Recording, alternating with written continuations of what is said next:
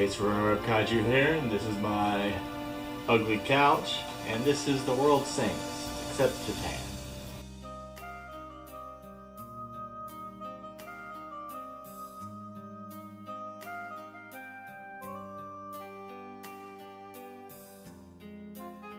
As the title suggests, all of Earth's continents start to sink, leaving only Japan.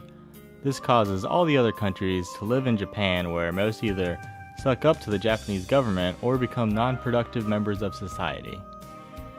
When these places sink, there's model sets exploding, and I really didn't expect this in the film outside of possibly the kaiju part, and they look good. In the kaiju part that I'll get into later, there's plenty of buildings and they look good as well. I think the US president is the same one from Attack the G8 Summit, so that's kinda cool. And there's this, which is also ripped right from that movie, but I enjoyed its inclusion. The camera work, lighting, music, and sound effects are all done really well.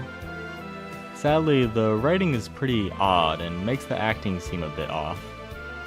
Like, the actors are delivering their lines fine, and it's just not how people talk, so it's not believable.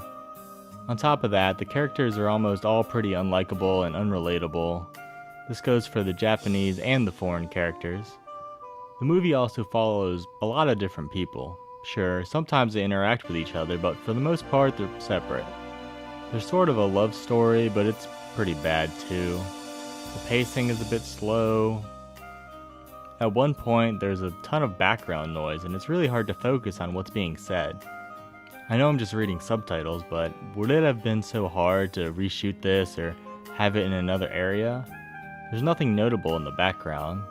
Perhaps the noise is in there on purpose to simulate an airport, but then wouldn't the reporters want to conduct the interviews elsewhere, or at least inside the airport, away from the noise? This plane transition seems pretty out of place. The kaiju scene is actually just a in-movie TV program. The monster is pretty unconvincing, not to mention unimaginative, and the footage is shown at an awkwardly slow speed. The biggest letdown is that the comedy for the most part doesn't work. A lot of the jokes are either reused throughout the movie or were already overdone in other media already. I knew I wasn't gonna get any political jokes, but there really doesn't seem to be many outside the obvious ones. The physical and visual comedy works sometimes, but they're few and far between. Perhaps this is less of its own movie and more of a parody of the Submersion of Japan or its remake, and maybe it would have been more humorous to me if I had seen either of those. So that was The World Sinks Except Japan.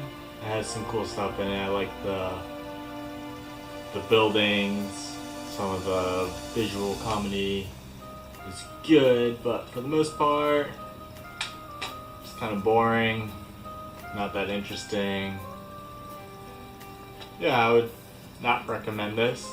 And sadly, the kaiju part is just a little tiny segment in a TV show in the movie, so that was a bit disappointing. Anyways, that was The World Sinks Except Japan. Maybe I need to watch Japan Sinks or Submersion of Japan or one of the versions. If you have any movies, TV shows you'd like me to review, leave a comment below, and thanks for watching. Be the best thing to do for the memory of our friends who are no longer with us.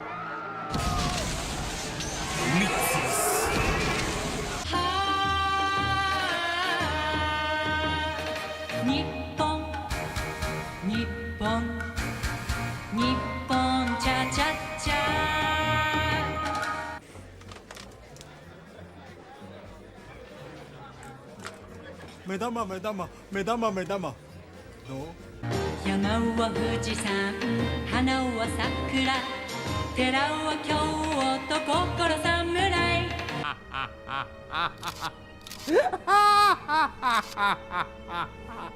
ちゃんちゃらんちゃらん日本最高日本万歳